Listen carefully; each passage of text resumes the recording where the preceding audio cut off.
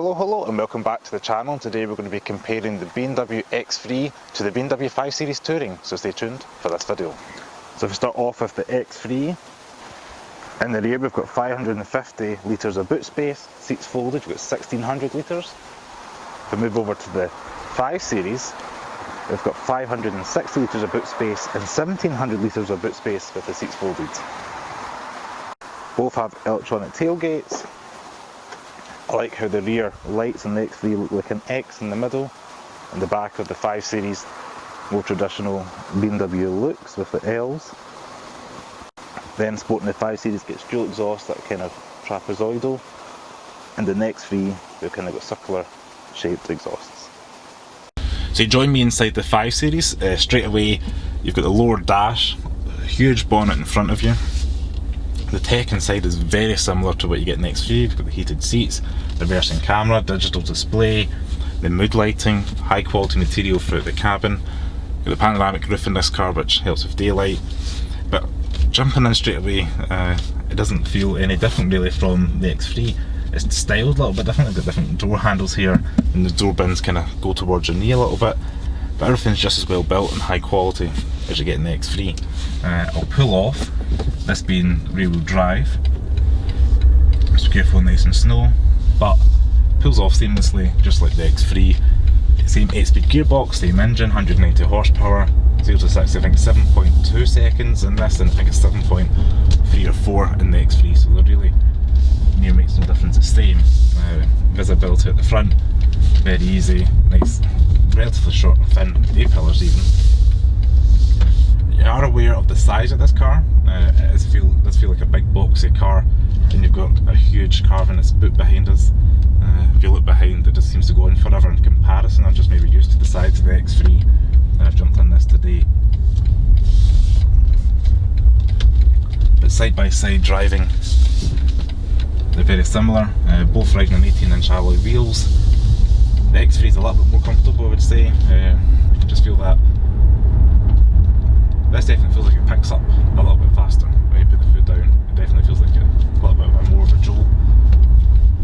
When you're moving off, it feels a little bit faster, initial acceleration. But with regards to comfort and bouncing around, I think the X3 is slightly softer sprung, even in the sport package. Don't get me wrong, the 5 Series is a big, comfortable car, but just side by side, I think the point goes to the X3 for comfort. Driving engagement, we're in sports mode, less body lean and body roll, definitely in the 5 Series, lower centre of gravity, so that point for driving dynamics goes to the 5 Series. MPG is 46.6 in the 5 Series, and today I've been getting 46.8 in the X3, so meters makes no difference, MPG is going to be the same, so you're not buying one for efficiency over the other one. Both got great cameras as well. Everything tech's the same. Say, hey BMW. Hello, what can I help you with? Play Clyde 1. Clyde 1. And it puts onto the radio station, just like the X3, so that's the same. But in and out, 5 Series feels a little bit sharper to drive, but really there's not too much in it.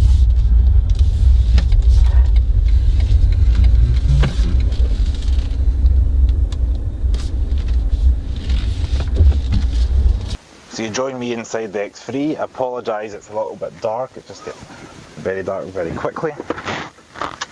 But you immediately sit up a little bit higher in the X3 than you do in the 5 Series, being an SUV. Similar to the 5 Series, we've got the big long bonnet stretching out, a BMW trademark. X-Drive there, helping us get through the icy road without any issues. I like the fact you've got a nice long view at the front, being raised up higher, but you don't really have too much in compromise with regards to fuel economy. Both getting 46 odd to a gallon, 46.6 now, it was 46.8 earlier. Same driving modes, same engine, 190 horsepower, 2 litre diesel, 0 to 60 in just over 7 seconds. I will say that the X-Drive definitely helps with regards to the snow. The ABS isn't kicking in just as much on these icy side roads, but comfort is just next to none. It's so comfortable. It's as comfortable as the 5 Series is. The X3 just it seems to be slightly more softly damped, going over the bumps, potholes, things like that. Both are M Sport, both are riding on 18-inch alloy wheels. I think pretty much the same rim design. And just this car's just set up a little bit softer, bouncing around the roads. You do feel a little bit of body roll around the corners. Put the foot down. Put the foot down. Power comes on quite quickly. I did feel like it took off a little bit quicker in the 5 Series. Not sure if that's a weight thing, a dynamic thing, or just how the engines are set up. That car's got 8,000 miles on it, this car's got 3,000 miles on it, so could be something to do with that. I think the suspicion is to do with aerodynamics and maybe the weight of the X driving this car, but there's really not too much in it, driving dynamics wise. Both stop really well, both are a luxurious car to be in. So in the X3 you've got amazing mood lighting, got the same hexagonal trim being the M Sport, got a little bit of black gloss plastic, same there. There's not too much differentiating the interior between the X3 and the 5 Series. Auto lights, the door bin's slightly different, it's a bit more flat instead of coming into the driver's footwell. In the X3, but again material quality very high. I have noticed there's a difference between the keys. They've both got the M Sport logo on the side, but the 5 Series is all silver and the X3 it's black. It's just a little interesting thing I noticed there, but they do the same thing. Lock, unlock, boot release and lights. And both cars do come with automatic tailgates, which is handy. So you join me in the back of the 5 Series in comparison to the X3. I notice that you're seated a little bit lower, your bum goes down a little bit, but it's nice and deep, so you've got plenty of thigh support in the back here. Width, it does feel a little bit wider than the X3 I would say. You do obviously sit lower, but there's plenty of greenhouse and the panoramic sunroof definitely helps. I like the little bit of storage, you've got the airplane style pocket. And overall, it's nice and spacious, and it's probably a little bit more comfortable back here for passengers, but if you were loading child seats all day, then I would say the X3 is probably a little bit better because you're that little bit higher off the ground and you're not bending down into the car.